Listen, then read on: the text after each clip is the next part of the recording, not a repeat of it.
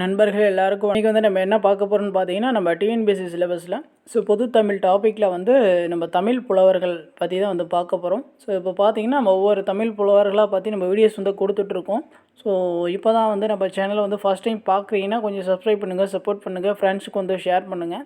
இன்றைக்கி வந்து நம்ம யாரை பற்றி பார்க்கலான்னு பார்த்தீங்கன்னா, சமண முனிவர்கள் இருக்காங்க இல்லையா, அவங்கள பற்றி பார்க்கலாம்.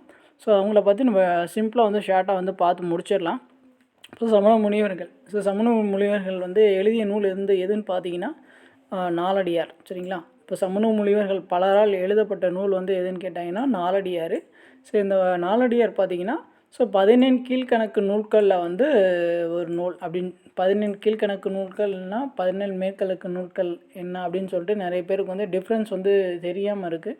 இப்போ வந்து 14 மேல்கணக்கு நூல்கள்லாம் என்னன்னு பார்த்தீங்கன்னா 8 தொகை 10 பாட்டு இருக்குங்க இல்லையா, சங்க இலக்கியங்கள்லாம் வந்து 17 மேல்கணக்கு நூல்கள் அப்படின்னு சொல்லி நம்ம சொல்லுவோம். 8 தொகையும் 10 பாட்டும். அந்த சங்க இலக்கியத்துக்கு அப்புறம் தோன்றிய நூல்கள்லாம் இருக்கு இல்லையா, அதெல்லாம் வந்து நம்ம 17 கீழ்கணக்கு நூல்கள் அப்படின்னு சொல்லிட்டு சொல்லுவோம். இப்போ நாலடியார் பார்த்திங்கன்னா 17 கீழ்கணக்கு நூல்களில் தான் வரும். நாலடியார் பார்த்திங்கன்னா நம்ம வந்து ஒரு அறநூல்கள் அப்படின்னு சொல்லலாம், அறநூல்னு சொல்லலாம், நீதி நூல் அப்படின்னு கூட சொல்லலாம். இது பார்த்திங்கன்னா இப்போ நாலடியாரில் பார்த்திங்கன்னா எத்தனை பாடல் வந்து கொண்டு இருக்குன்னு பார்த்திங்கன்னா 400 பாடல்கள்லாம் வந்து கொண்டு இருக்கும். பார்த்திங்கன்னா இப்போ நாலடியார் வந்து வேறு என்னென்ன பேர்லாம் சொல்லி நம்ம சொல்லுவோம்னு பார்த்திங்கன்னா நாலடி 400 அப்படின்னு சொல்லிட்டு சொல்லுவோம். வேளாண் வேதம் அப்படின்னு சொல்லுவோம். இது பார்த்திங்கன்னா அறம் பொருள் இன்பம் பார்த்திங்கன்னா முப்பால் தொகுப்பு வந்து இது கொண்டு இருக்கும். நம்ம முப்பால் தொகுப்பு கொண்டது பார்த்திங்கன்னா நம்ம திருக்குறள் இருக்குல்லையே, அறம் பொருள் இன்பம். திருக்குறள் மாதிரியே வந்து இந்த நாலடியாருக்கும் வந்து அறம் பொருள் இன்பம் அப்படின்னு சொல்லிட்டு 3 பகுதிகள் வந்துருக்கும். சரிங்களா?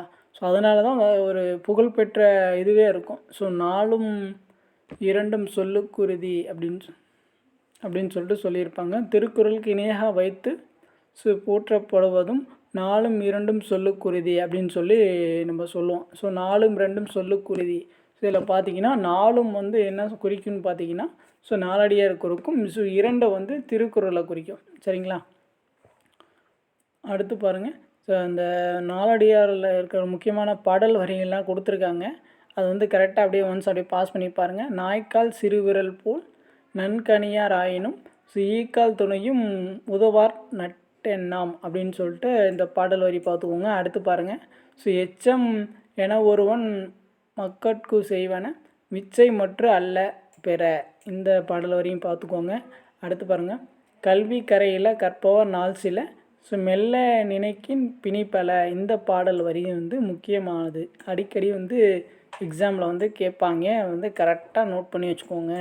எந்த நூலுன்னு பார்த்துக்கோங்க, நாலடியார். சரிங்களா? அடுத்து பாருங்கள், அறுசுவை உண்டி அமர்ந்தில்லல் ஊட்ட, இந்த பாடல் வரையும் பார்த்து வச்சுக்கோங்க. அவ்வளோதான். இப்போ சமண முனிவர்கள் ஏற்றிய இந்த நாலடியார் பற்றி நம்ம சிம்பிளாக வந்து பார்த்தாச்சு.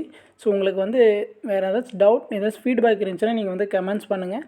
இப்போ தான் வந்து நம்ம சேனல் வந்து ஃபஸ்ட் டைம் பார்க்குறீங்கன்னா கொஞ்சம் சப்ஸ்கிரைப் பண்ணுங்கள், சப்போர்ட் பண்ணுங்கள், ஃப்ரெண்ட்ஸ்க்கு வந்து ஷேர் பண்ணுங்கள். தேங்க்யூ.